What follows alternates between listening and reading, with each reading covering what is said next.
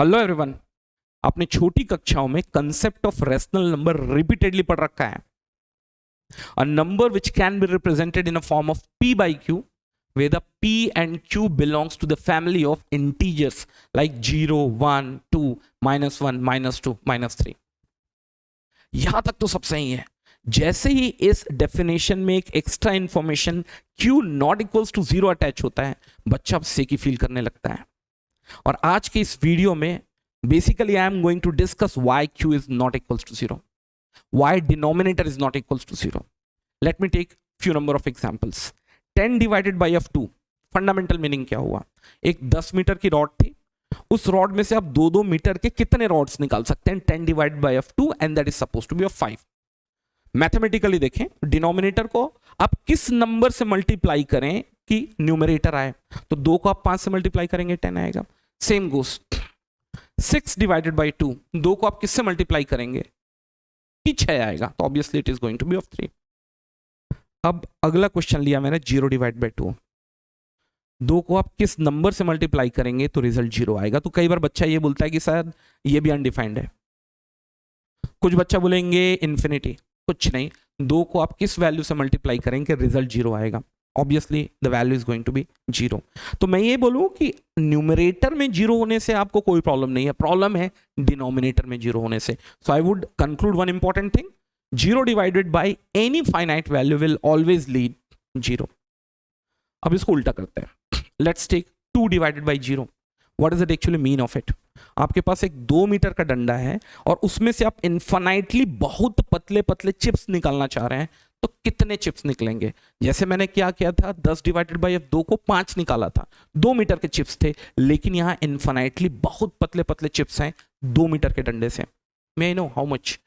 And that is going to be huge in quantities. आप exactly इसको print कर भी नहीं पाएंगे। So I can say arbitrarily a huge number of पतले पतले chips are going to come out, and that is why it had been taken arbitrarily a very large huge quantity, and that is being taken as infinity.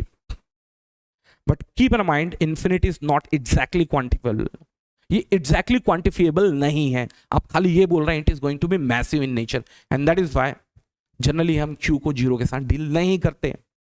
साथ में कुछ बच्चे बोलेंगे sir 0 by 0 का case क्या होगा?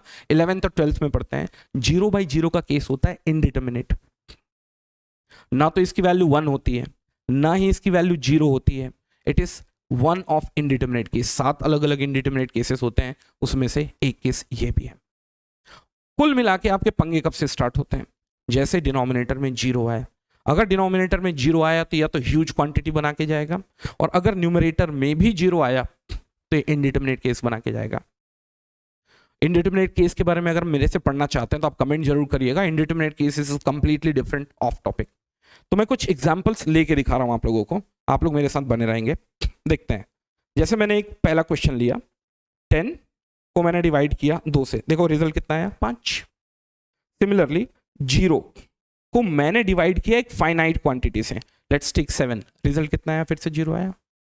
लेकिन अगर यही मैं उल्टा कर लूं, लाइक अगर 6 को मैं 0 से डिवाइड करूंगा तो now the result is going to be a number is too big.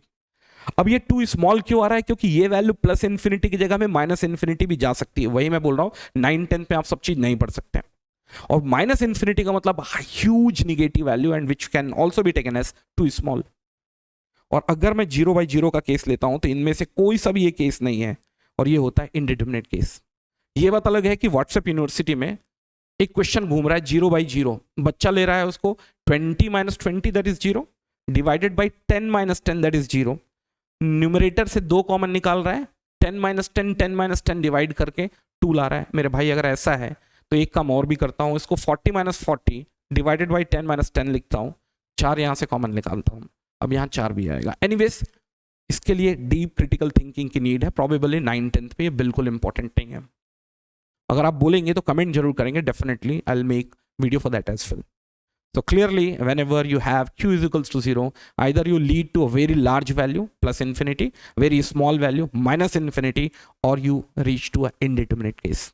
Numerator में 0 होगा, no issue at all. So probably I had communicated the basic concept of rational number where the q cannot include 0. Bye bye. Take care.